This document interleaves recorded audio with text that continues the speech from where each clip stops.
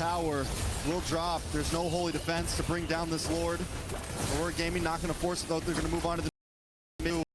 Should be able to take it. All right. Turrets take a little bit of damage here. The tier 2s will fall. Holy defense shields being held on, but that bottom one is the only one to stay. Conceal's going to be used. Where's Pagu going here?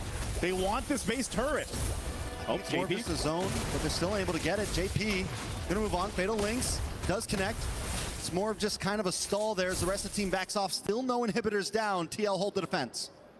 All right, you have to start looking at where this could turn over on its head. 6,000 right now for Aurora Gaming. That is a big lead to hold against a team like Team Liquid Philippines. Again, they did it in game 1. They're doing it here in game 2. And it's still looking the same. Again, where do you start if you're Team Liquid? Well, that Lord coming up in about a minute might be something, but do you take that risk? Do you take that and just try to make that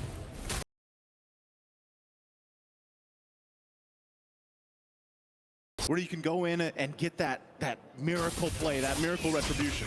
I think with the fact that they do have all of their inhibitors still standing, TL could maybe let this Lord slide. They do have some decent ability to defend in a siege.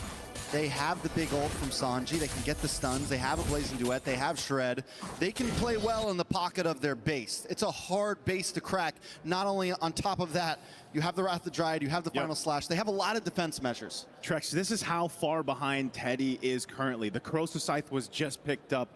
Usually you see that Trinity locked in. I believe he's got the Trinity now if we can take a look at the items, but you know, 12 minutes in, yeah, he just locked it. That's about 3 minutes behind right now. So that's the big kind of thorn in the rose right now of Team Liquid. You know, how do you deal with that?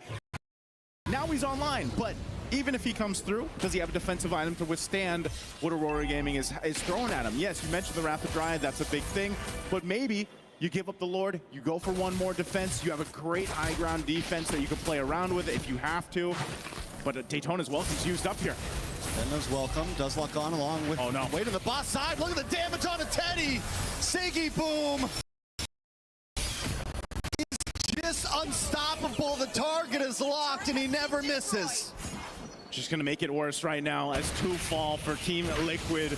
Aurora Gaming will go ahead and get themselves this Lord and get ready to approach the base of Team Liquid again. Again, this has been a really rough one for Teddy, the gold laner of TL, but just the team as a whole, because again, your firepower, once it's taken out, it's mainly into that quad. Carl Teasy might be able to help too, but he was also delayed. So just as a whole, across the board, Team Liquid has been playing with their backs against the wall. So Carl Teasy will cut the waves for where he can, delay this Lord push, and wait for the rest of the team to be up here. And Siggy Boom's trying to lock on. Will he get there? Yes. Tempest Blades drops. It's going to be bad for Carl Teasy. A lot of damage comes in, but there's no escape. TNZ gets the final hit. Carl Teasy caught too deep in enemy territory. I've never seen a boxer punch the sky like that. My goodness, Siggy Boom.